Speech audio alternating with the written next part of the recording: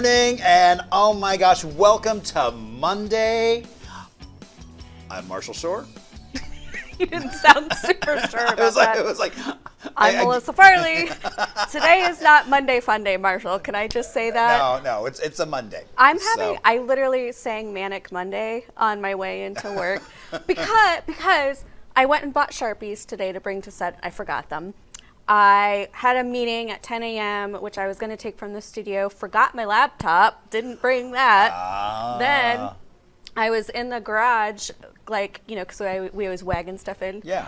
I did the whole Home Alone movie moment where I pulled out my grocery bags and they broke open and started rolling down the garage. It was what is See, my my life fear today? is my wagon. I'm going to have my wagon I did that sitting too. there, I had to and then chase my after my wagon is going wagon. to roll down full of stuff, and I'm like, oh. And I actually thought it was your car it was going to hit because it was red. It was a Grand Cherokee though. But I caught it. I did not smash anybody's car. But oh man, it was a rough morning. Multiple Maniac Monday. There you go. So it can only go up from here. Exactly. Well, now we're sitting here, we've got folks watching us having fun. We got all kinds of great stuff going on today. We do. Yeah. I am actually so excited too because we don't have it in the shot right now, but we'll show it to you at some point. Oh, that's right. We have a sign. We do indeed. We have an official sign. We have an now. official morning show sign. Yeah. And a little selfie wall. Beautiful. So I indeed. just love it. So that's good. I like how we're teasing. It's there's a beautiful something. We're just not going to show it But to you can't see it. It's just for us. Well, at some point they will. I know. So. Especially if you're a guest. If you're a guest, we would love Oh, for yeah, you and to it's come easy in. for you to see. Yeah. But. Okay, so Monday. Are you ready for this week? Yeah, that's the only option. It's it's just. Well, it's not the only option. Well, it's going to happen whether I'm ready or not. And That's so, true. yes, it's I think the following week is going to be the busy week. So. The end of the month? Yeah, the end of the month because Yeah. I've got it's kind of a bunch of stuff starting in February that I have to get ready and prep for. Yeah, I'm trying to brace myself because it's all of my clients' busy season. Oh. Basically now through end of March. And so I've gone through that period now where I warned my husband see you in April. I don't know how to do this, but we're going to get, just like you said, it's going to happen. So I might as well enjoy it. And I will be have as fun. ready and prepared as that moment allows. Yeah. Yeah, we're just taking it day by day, doing Right. our thing. Yeah. This is a great time, though, for both of us to practice a little balance, make sure that we're taking care of each other and ourselves. So let's be accountability partners for each other and say, have you slept, Marshall? Did you go to bed before 1:30 in the morning? When's the last time you ate? Yeah. When's the last time you showered? Oh, yeah. I won't be shy about that. Marshall, you smell. No, it's good. Okay. Well, we have several guests. Yeah, we've got an amazing lineup. We do, but... So, and also, but they will get to see the selfie wall because in our next bit we have 3 guests. Ooh, we'll get to go to our 3-shot. With the wall behind them. Our 5-shot. Yeah, so we'll have a 5-shot. 5-shot. Sounds ridiculous. Why does that sound Sounds ridiculous? like a frat party. Doesn't it? Yeah. 5-hour energy, 5-shot. Should have just been called 5-shot. We have a rebranding suggestion for you, 5-hour energy. Okay. But we do have some great guests that we'd like to bring on for you. We're going to take a quick break, and we'll be right back. What?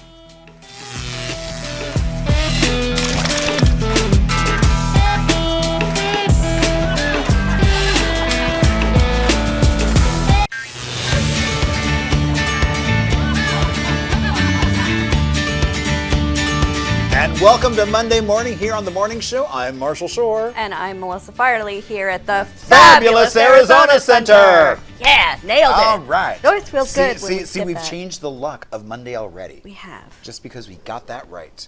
Yeah. So now we're going to hit nothing but green lights all day long. Okay. Claiming it. Claiming it now. Exactly. Yes. All right. Well, I am so excited. We are joined by 3 guests. We have got Dylan, Michael, and Leah here, and they are filmmakers who just made something really cool. But before we dive into that, Dylan's our new intern. Hi. I just have to Hi. mom brag for a second. We're so excited. Yeah. Thank you Yeah. guys. I'm so happy to be here. We are so happy to have all of you here. And you actually booked this guest spot before you became our intern. So this is Right, so you didn't influence us to like, okay, No, I'm going to be your no. intern, and now please bring me on the I guest. didn't like give you money or anything. Right. Yeah. Yeah. I mean, we're not above bribes, so No, not at all. Chocolate, whiskey, it's all good. Cash is always great. Anyway, tell us about your film. Yeah, so Reanimator is an adaptation of H.P. Lovecraft's short story he published in 1922. It was also originally adapted as a film in 1985. So we're taking the character of Herbert West, a medical student hell-bent on conquering death, and kind of building a story around him that highlights the consequences of greed and obsession, whether that be money, fame, or in Herbert West's case, resurrecting the dead. And we're just kind of like, bringing that to light and telling a story that... Sorry, I thought you were like greed, fame, resurrecting the dead, the usual stuff. Very casual. I know. Well, for the character of Herbert West, it is casual. That is his main ambition, and it's, Okay, that's fair. That's fair. Well, why that story? Why did you go with that I've one? always wanted, horror is the genre for me, for sure. Okay. But I've always wanted to adapt something, because adaptations is a big part of the industry these days. And so I was reading stories, H.P. Lovecraft in specific, but he's very into cosmic horror, and those are hard to adapt. But when I read Reanimator, I pictured it in my head right away. It's one of those stories that, it's made for the visual medium, I believe. So, Did you watch the original film? No, I read the story first, and then I started working on the script. I found out about the film, and then I watched that after. Okay, Yeah. because the moment you said the title, I was like, oh, wait a minute, there was already a movie with that. Yeah, So no. I'm like, oh, does he know? It's actually, it's kind of a cult classic in the horror genre. Yeah, no, so. Yeah. were you worried that seeing the film would influence your direction with it? A little bit, but after seeing the film, the tone is completely different. First of all, the film is, it's a very fun movie. It's awesome as it is. But our film is definitely a different tone. We're taking it more serious, more dramatic, and highlighting the horrific side effects of all these things. All the way into horror. All right. Oh, yeah. So can you guys go down the line and say what your role was? And there are probably a lot of people that aren't in film like we are, and maybe just talk a little bit about what that means, like what you actually do. Yeah. Yeah, so I'm Dylan. I'm the co-producer of this film. Mainly what I'm doing is a lot of the social media promotion for the Reanimator Instagram, helping with the crowdfunding launch and everything like that, also helping with auditions and everything in between. I'm the writer and director, and I'm kind of just leading this ship and making sure we create something that we can all be proud of. My name's Leia Gibbs. I'm the producer. So my job is to read the script and make sure we have all the necessary tools, the money, the people, the locations in order to film it and make it work in the best way possible. Dealing with safety is kind of my main thing as well. Again, money is huge. So we're working on that as well. And any of the technicalities that we don't want Michael to have to work on as the creative head behind everything, we will take care of. So Leah, your job sounds like a lot. But I'm just kind of curious about it as a whole. Like doing a genre like this sounds ambitious, period. But then doing it as a student film sounds like triply ambitious. So can you talk a little bit about what that process has been like to actually make this happen? Yeah, so we're actually, believe it or not, we're not the most ambitious film out of our kind of group. We're in our capstone phase, so we're in a group of people who are making films.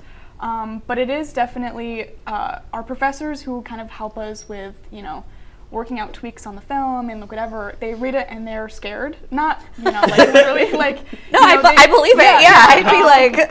So honestly, a lot of the hardest part isn't even just getting the necessary props and locations. It's going to be the same kind of process for everybody, but the hardest thing is kind of talking to our professors and explaining why we're doing this and why it's not. We're not, we have a couple stunts in our film, so we have to make sure we have a stunt coordinator, right, and we have the right rehearsal dates. Luckily, we only have 2 main characters, so our casting is actually pretty easy, all things considered. Okay. Which means our costumes are a lot easier because we have 2 people to work for. Our props is our biggest one because we have to dress this whole room. a lot of fake blood. We have a cat prop that one of our production designers is actually building herself. It's amazing watching her do it. But yeah, it's mainly the props that are the hardest part, and explaining that we're not using a real cat in the film. That's a big concern, believe it or not.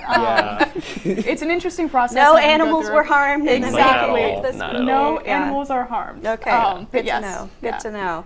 Yeah, so I'm curious to. Well, I should say this. One of the like coolest, most complex sets that I actually have ever been on was a student film.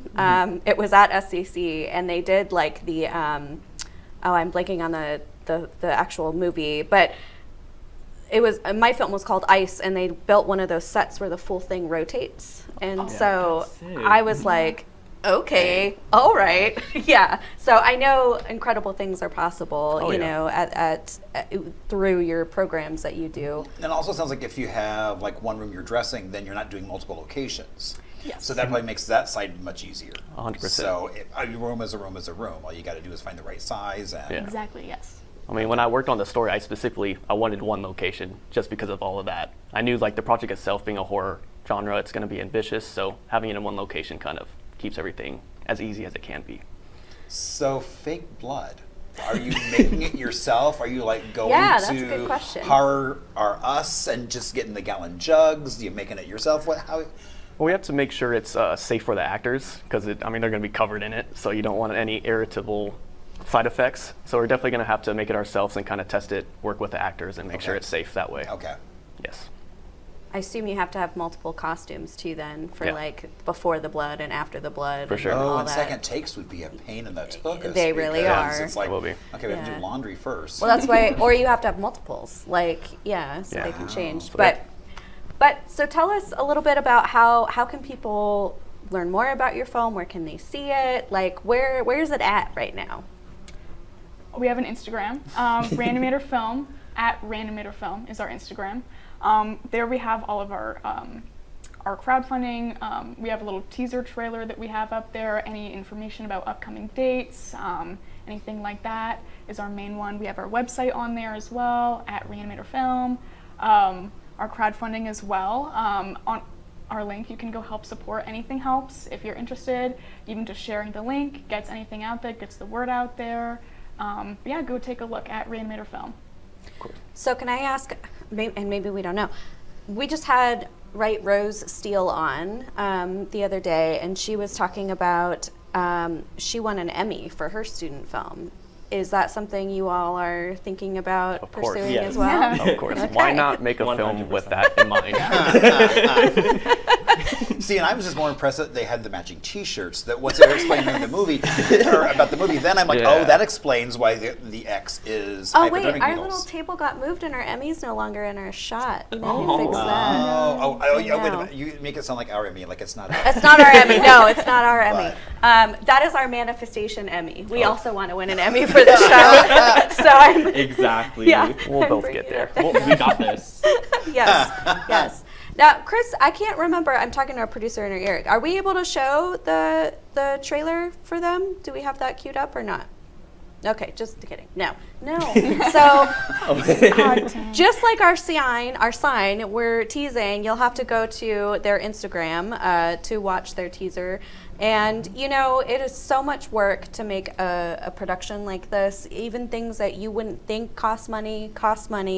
So even just the teaser. Oh, good God. Well, I I mean, you have to feed people. You have to. That's a That's big one. exactly it. You have to water them. Yeah, you have right. you have to, the stunt coordinator, all these different people that you have and to bring and in. I hear they then have to go to the bathroom sometimes. Sometimes you do. So you Pay a gotta- quarter for that when you go. Hey, No. they're going outside.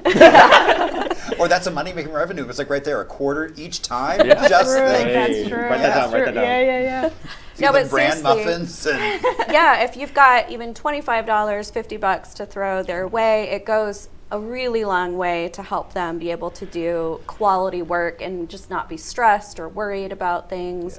What is, if you got like your big donation, where do you think like your big purchase, what would that be? Like where would the money go? Definitely, like we said, props is the biggest thing. Yeah. And so if we can just level up all the effects, all the props, it's just going to make the film that much more believable.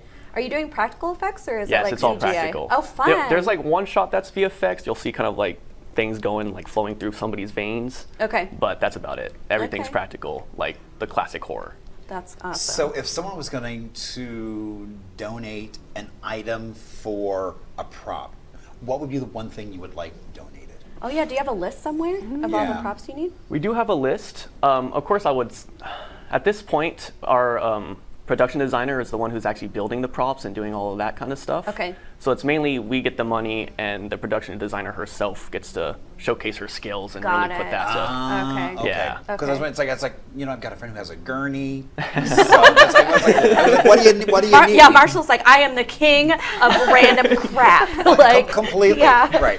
I mean, I was in one production and they said they needed glasses. So I was like, oh, I'll bring some glasses. I love how you keep telling this No, story. because I think it's so funny. I mean, I show up with all this eyewear, and they're like, "Oh, we meant drinking glasses," but they still use all the eyewear. They're like, "We didn't even know we needed this, and now we do." So that's why I'm like, that's why I love they sent me a list. I'm like, okay, I can do this, this, and this. Well, of course, if somebody has something specific that's more like laboratory-esque, I mean, and if you're willing to donate, we'll take it for sure. Okay. Ooh, okay, so any mad scientists out there that have gone sane, I don't know, don't need their mad laboratory equipment. And it's like, oh, I went to the mental hospital and now I'm cured and I'm I'm all better. Right. I don't need these test tubes anymore. Right, I'm recondoing my house, and so these tests are no longer bringing me joy. Yeah. I should just get rid of them. That reminds me, I just started watching the new, you don't watch anything new, why am I telling you? I just started watching the new Goosebumps on Disney Oh. Plus. It just made me think of his little lab in the basement. Wow, they redid them? Yeah. Or they Yeah. I forgot about that. Yeah. Oh no, because I know But that it's like a whole second series. Like this one is a totally different story, and it's with Ross from Friends as like yeah. the dad. Yeah. Yeah. Those are the R.L. Stein books, Goosebumps? Yeah, Oh, okay. but they're darker and a little, I don't know. Oh, so actually it's something creepy as opposed to like, oh, it was just an egg rolling down a hill, and that was the murder mystery No, of they're Egg Hill. Egg Hill. Can we write that book? Okay, as a special treat, I've been saying weird things so we could pull up your trailer. So we're gonna go ahead and play it really quick. So. Awesome.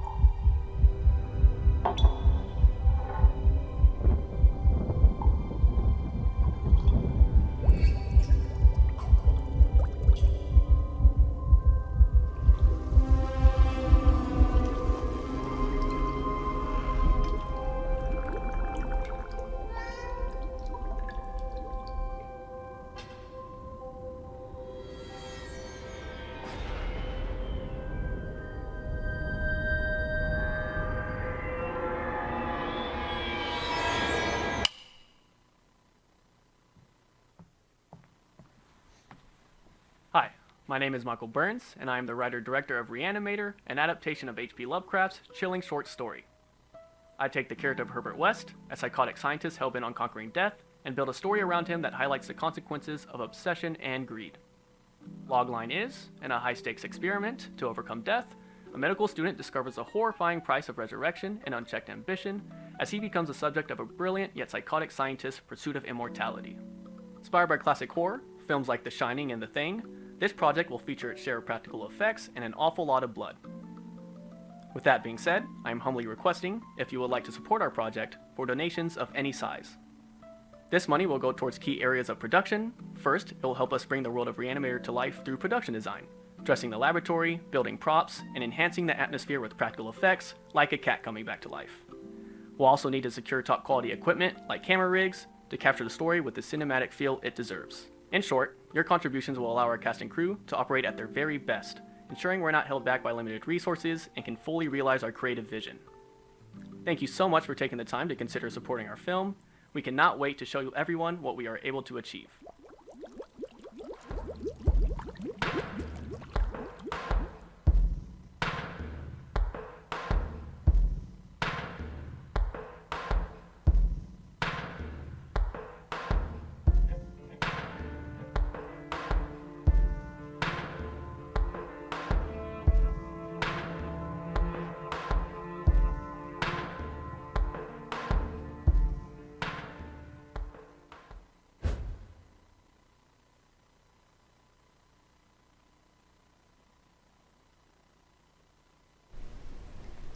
Wow. That was so cool. That's so Congratulations. impressive. Oh my gosh. I love that font choice. It was very. I was saying yeah. the same thing. Right? I was Yeah. like, you know, just the whole Yeah.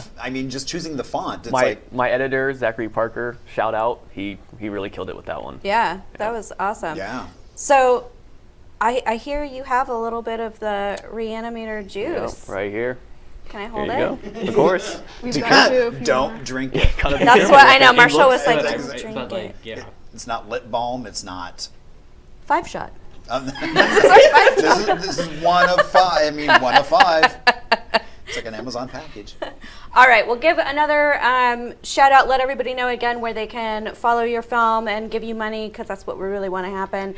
And yeah, let's do it. Yeah. So Reanimator Film, REANIMATER Film on Instagram. All of our links are there. Our website, our crowdfunding. Again, anything helps. We have a couple giveaways on there as well. Even if you slide $1, we'll give you a shout out on our Instagram. Again, we appreciate you, and we are excited to show you more. Thank you guys Thank so you. much. Thank you. Well, And thank you. That was really great. Yeah, and break a leg with filming, and we can't Appreciate wait it. to see the finished product. And yeah, congrats everyone. Thank you. Thank you. Thank you. All right, we'll be right back after this break. We've got things to do, celebrations. Yeah, and a little bit of Arizona history. We got a whole slew of things coming up right after this. That's right.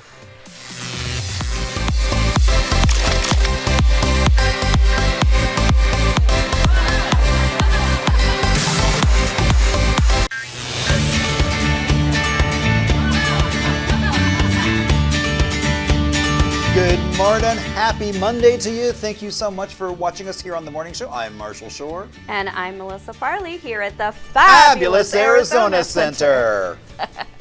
Indeed, it is a fabulous Monday. It is now. It is. We're hitting our marks. We yeah. had a great guest. We did. We had a trailer on.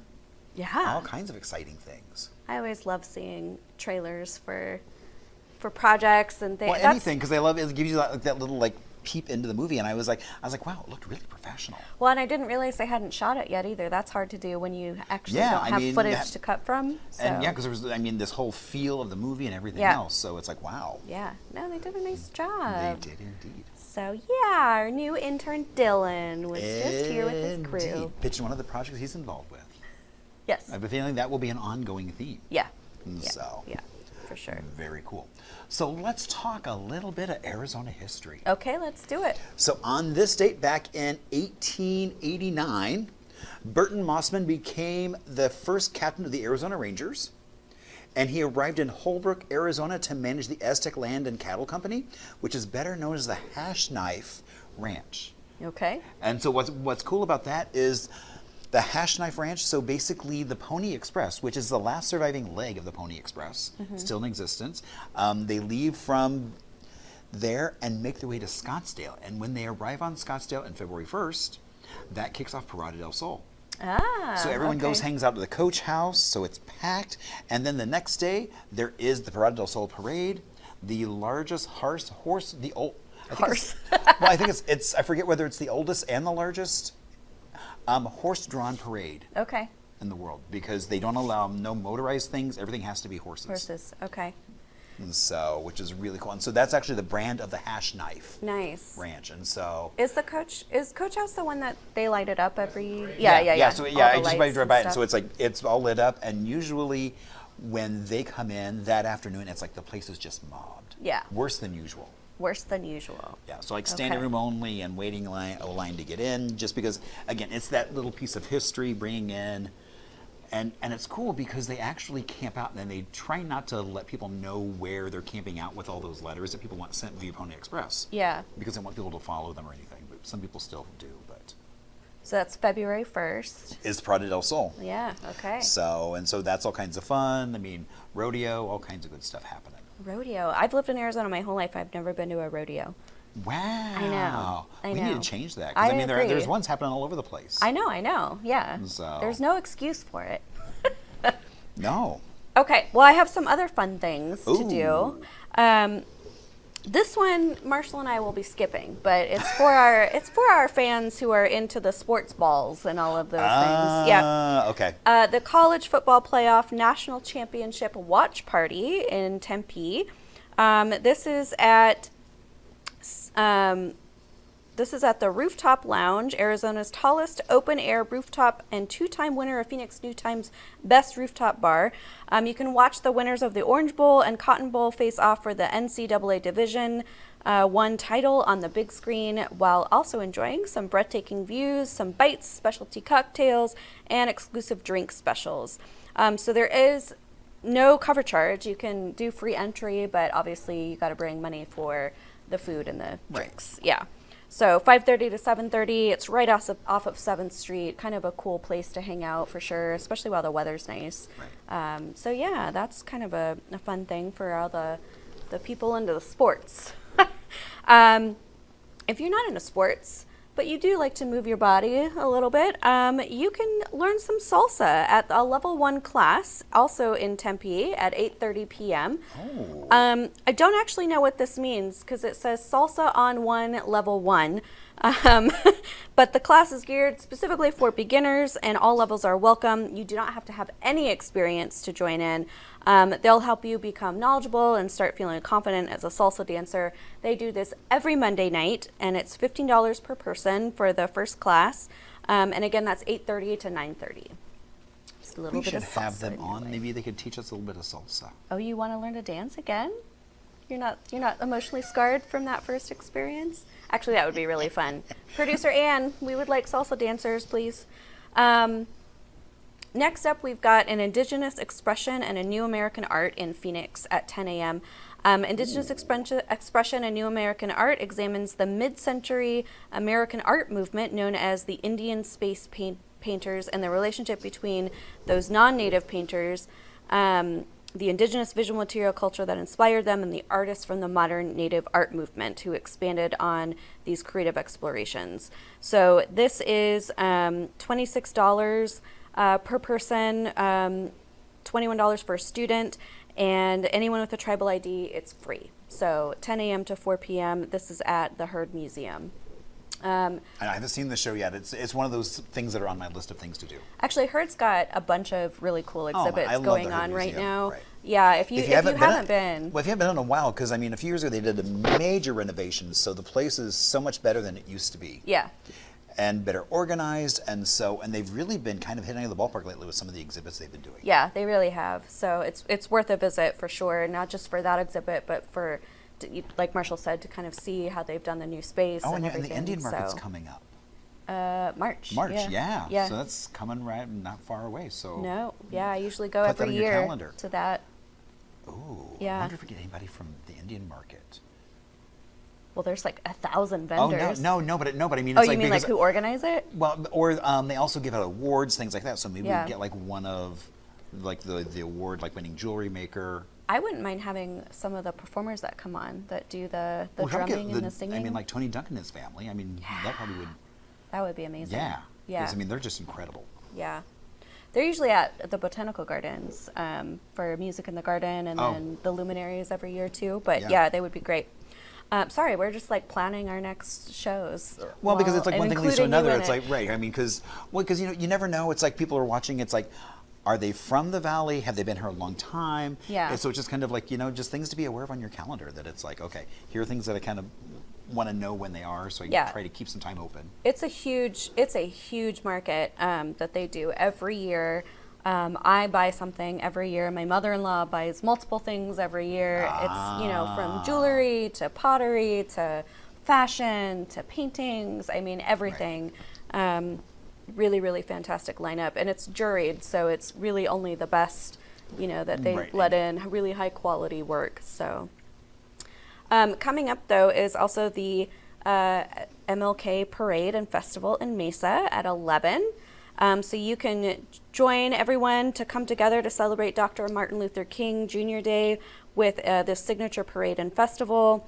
The theme is building bridges and cultivating our community, and it honors Dr. King's legacy by highlighting the power of unity, inclusion, and community growth.